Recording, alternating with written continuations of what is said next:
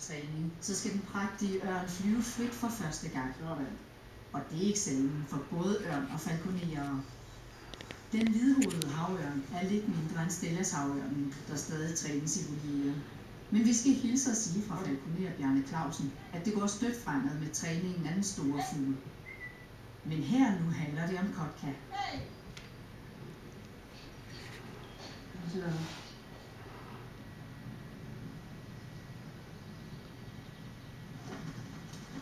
Hold kæft, mand.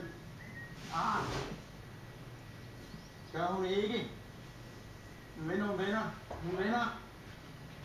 Hej.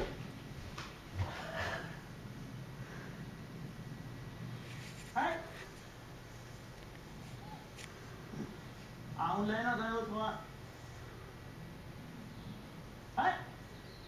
Hvad mener vi kan få hende til at vende? Det kunne være rigtig godt. Ej, fair nok.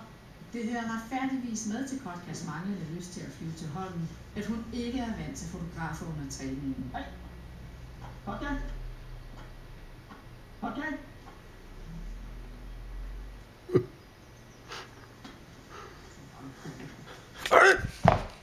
Må ikke grise fjernsyn. Okay. Må ikke grise fjernsyn. Må ikke røre fjernsynet. Okay.